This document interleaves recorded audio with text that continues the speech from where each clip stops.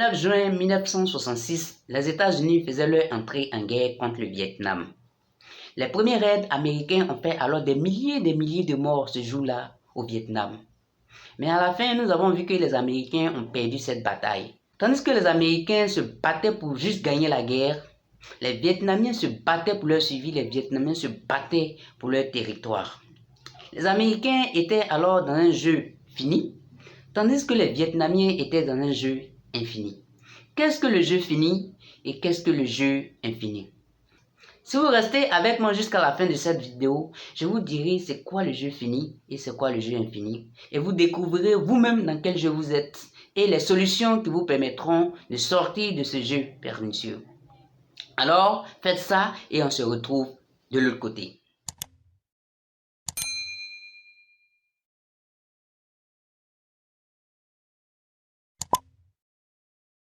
C'est quoi le jeu fini?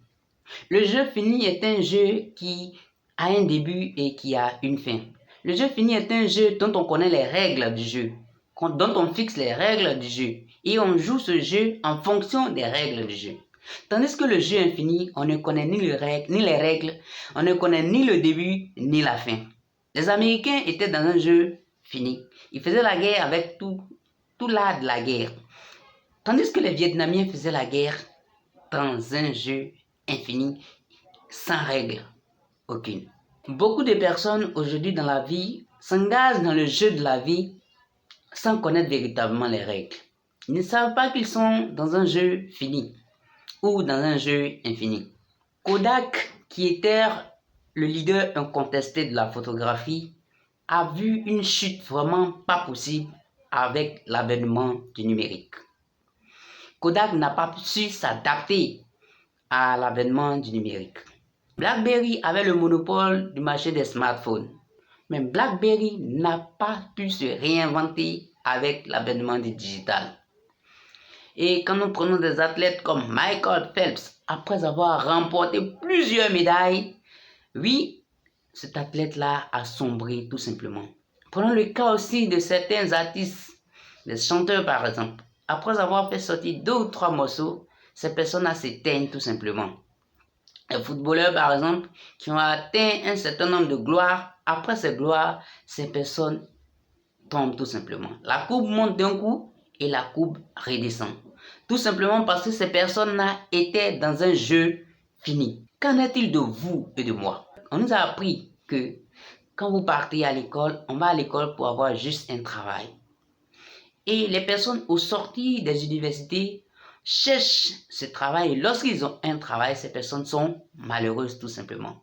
Pourquoi les gens sont malheureux? Le travail en lui-même n'est pas quelque chose qui va vous satisfaire en fait. Parce que avoir juste un travail, c'est s'engager dans un jeu fini. Avoir du travail pour percevoir un salaire, c'est s'engager aussi dans un jeu fini tout simplement.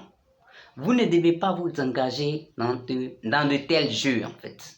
Vous devez plutôt vous engager dans un jeu infini. Beaucoup de personnes aussi se marient pour de mauvaises causes. Les gens se marient tout simplement parce que les autres sont en train de se marier. Les gens se marient parce que la voisine s'est mariée. Les gens se marient tout simplement parce qu'ils sont en train de vieillir et non pas pour la bonne cause en fait.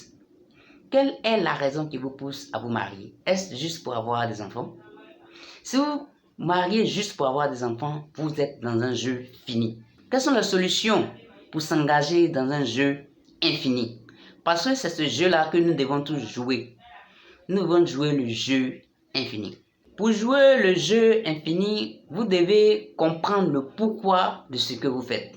Pourquoi vous faites ce que vous faites? Si vous connaissez la raison fondamentale pour laquelle vous êtes engagé dans ce que vous êtes en train de faire, bien sûr, vous allez véritablement avoir un engagement total.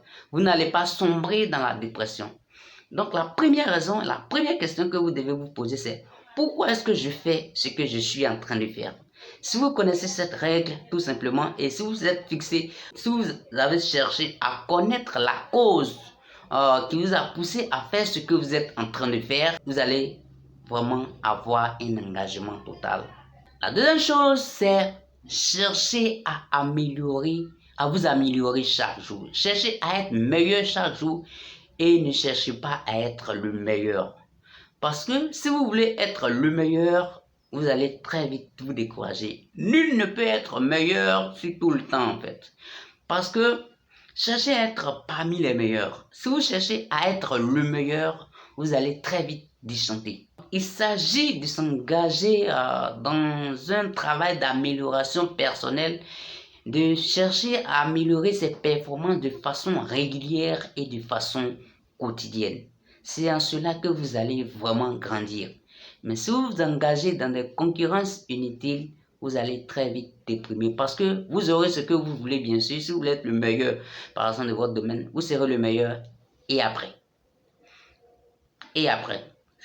Ok, si cette vidéo vous a plu, voilà, laissez-moi en commentaire, en tout cas, toutes vos impressions. J'ai été heureux de partager avec vous tous ces conseils. On se dit ciao, ciao, au revoir et bye.